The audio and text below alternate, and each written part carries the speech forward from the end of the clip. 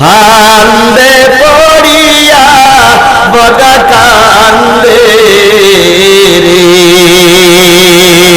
ওরে ফান্দে পড়িয়া বগা কান্দে রে।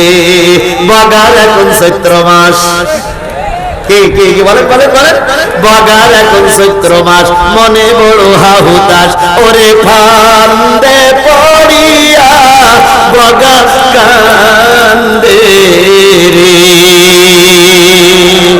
এখন তসবিহ ধরেছো কেন? আইন মন্ত্রী বলেছিল জামাত ইসলামের নাম শুনলে আমার ঘেন্না লাগে। আল্লামা সাঈদীর নাম মুখে উচ্চারণ করতে ওনার ঘৃণা লাগে। এখন সুবহানাল্লাহ সুবহানাল্লাহ সুবহানাল্লাহ সুবহানাল্লাহ, বিপদে পড়ে সুবহানাল্লাহ বিপদ উদ্ধার হয়ে গেলে পরে তসবিহ ফেলাই দিয়ে ইসলামী আন্দোলনের নেতা কর্মীদের উপর আক্রমণ করেছে। কথা বলে ঠিক না বেঠিক? তোমরা বলেছিল যদি আমাদের সরকার পরিবর্তন হয় এক রাত্রিতে 10 লক্ষ লোক মারা যাবে, তাই বলেছিল না? আচ্ছা আমরা কি সেইটা করে দেখাইছি? জোরে বলেন দেখাইছি? যখন এই সরকার পরিবর্তন হলো তখন সেনাবাহিনীর প্রধান এবং রাষ্ট্রপতি বুঝেছিল এই সমাজে একমাত্র এই সমাজ শান্তিকে আনতে গেলে বাংলাদেশ জামাত ইসলামী এবং ইসলামী ছাত্র শিবিরের নেতা কর্মী ছাড়া সম্ভব নয়। শান্তি চায় না, অশান্তি চায় না। কথা বলেন ঠিক না বেঠিক?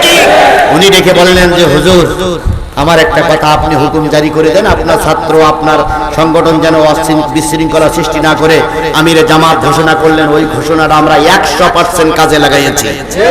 কোন হিন্দু ভাই থাকলে আমরা চ্যালেঞ্জ করে কোরআন শরীফ শপথ করে বলতেছি আপনাদের মন্দির আমরা পাহারা দিয়েছি, আপনাদের বড় বাড়িঘর আমরা পাহারা দিয়েছি, আপনাদের সতীর্থের হেফাজত আমরা করেছি, যা অন্য কেউ করতে পারেনি।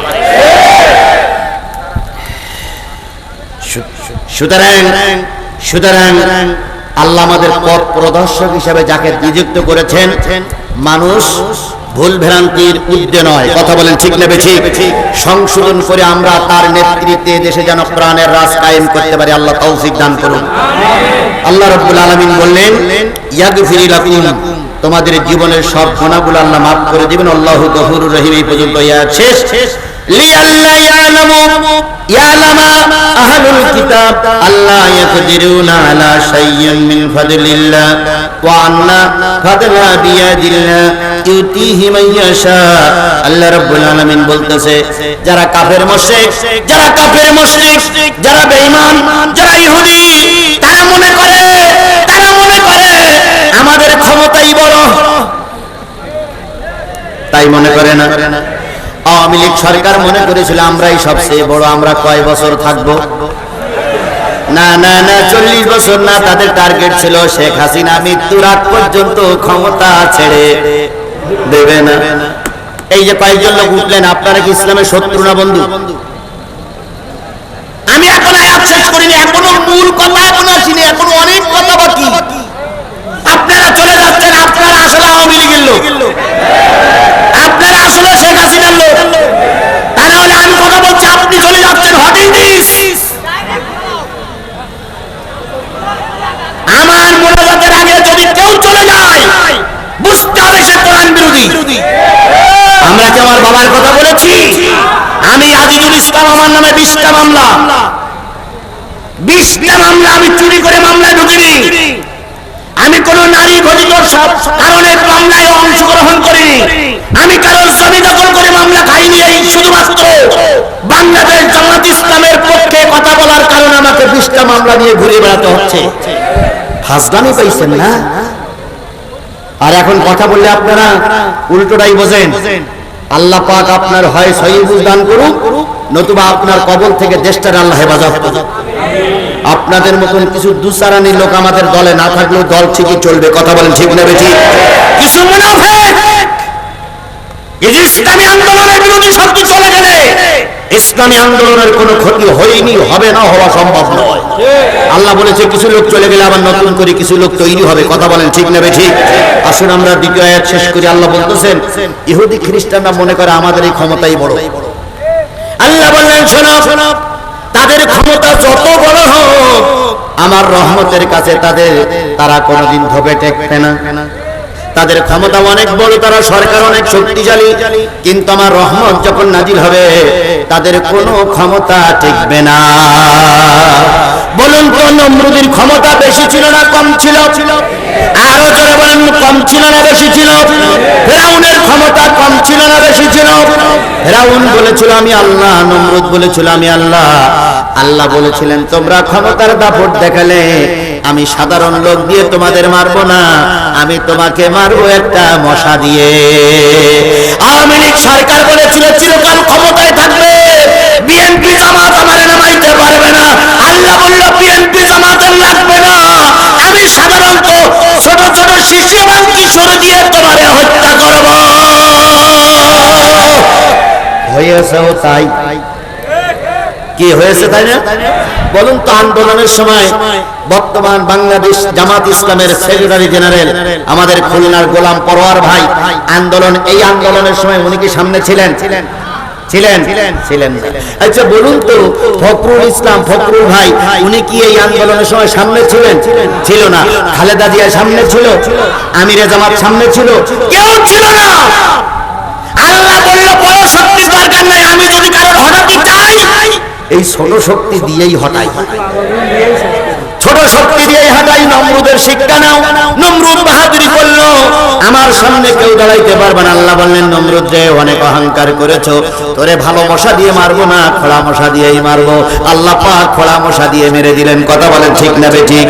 আবাবিল কি বলে আবরা বাদশা, আল্লাহ নবীর জন্মের 50 দিন আগে আবরা বাদশা কি ধ্বংস করতে চেয়েছিল? কাবা ঘর ধ্বংস করতে চেয়েছিল। কাবা ঘর ধ্বংস যখন করতে যায়, কাবা ঘরের যারা তত্ত্বাবধায়ক ছিল, যারা সরকার ছিল, তার সরকারের প্রধান ছিল আব্দুল মুত্তালিব। আব্দুল মুত্তালিবের কাছে যেই বলে কাবা ঘর ধ্বংস করব, আব্দুল মুত্তালিব কান্নাকাটি শুরু করলে ভাই কাবা ঘর ধ্বংস করো না, দেখবেন নরম দিলে এরা আরো পেয়ে বসে। যেই বক্তা মঞ্চে নরম হয়েছে অতীতে সেই বক্তা বেশি মার খেয়েছে, কিন্তু আমি গরম ছিলাম, আমার ধারে কাছে আসতে পারত না। মাইক কারা ঘটনা জানেন আপনারা? আমার কাছ থেকে মাইক কেড়ে নিতে চেয়েছিল আওয়ামী লীগের লিডার, ওই কক্সবাজারে পেরেছিল, দেইনি মাইক, দেইনি। শেষ পর্যন্ত জুতো খেয়ে নামতে হলো। এরপরে আমার মঞ্চে গুলি হয়েছে। আল্লাহর কসম আমি পিস্তলের গুলি করতে কখনো দেখিনি, সেদিন দেখেছি আমার কানের গোড়া দিয়ে গুলি চলে গেছে। পুলিশ, র‍্যাব, আওয়ামী লীগ, ছাত্রলীগ, যুবলীগ সব এসে মঞ্চে আক্রমণ করেছে, মঞ্চের তাজ ছিঁড়ে দিয়েছে, কোরআন শরীফ ফেলাই দিয়েছে। আমি মঞ্চের থেকে বাঘের বাচ্চার মতন চলে গেছি, বাতিলের কাছে মাথা নত করিনি। আজকেও যদি কেউ ময়দানের ঠিক মতন কথা বলো, ময়দানে থাকো, বাতিলেরা পালাইতে বাধ্য হবে। তারা জ্বলন্ত প্রমাণ শেখ হাসিনা। কথা বলেন ঠিক নেবে ঠিক? এরা বিরাট গর্ব করে বলতো আমরা পালাই না। এখন আপনারা গেলেন কই? কারণ আপনারা বিরাট ক্ষমতায় ছিলেন, কিন্তু এখন আর ক্ষমতাই নেই, আপনারা পালাইছেন। মাগো মা হাসিনা দোহাই লাগিয়ার জ্বালাসিনা, জ্বালাই জ্বালাই জইলা গেল আমাদের জীবনটা, তুই তোমা গই সুখেই ছিলে পাইয়া দেশের ক্ষমতা, তোর মোটেও মানাই রে শরম, আগে কত জানতাম না, জ্বালাই পোড়াই জনগণে। সেরা তারাও পালাই চলে গেছে। কথা বলেন ঠিক নেবে ঠিক? আবাবিল পাকের কথা স্মরণ করুন। আল্লাহ পাক সূরা ফিল নাজিল করলেন, আল্লাহ রাব্বুল আলামিন বলে দিলেন, 50 দিন আগের কথা বলে দিলেন। পররাষ্ট্র সরকার বাহাদুরির সঙ্গে বলল আমরা এখন কাবা ঘর ধ্বংস করব, রক্ষা করো। তৎকালীন সরকার যারা ছিল, আব্দুল মুত্তালিবের সরকার, তারা বলল এ কাবা ঘর আমার নয়, রক্ষা করার জন্য এর একজন মালিক আছে। এবার কাবা ঘরের যারা চারিপাশে তত্ত্বাবধায়ক ছিল সবাই চলে গেল। আবরা বাদশা বগল জামার কলা নাড়া দেয়, কয় কই তোমার সেই আল্লাহ, কই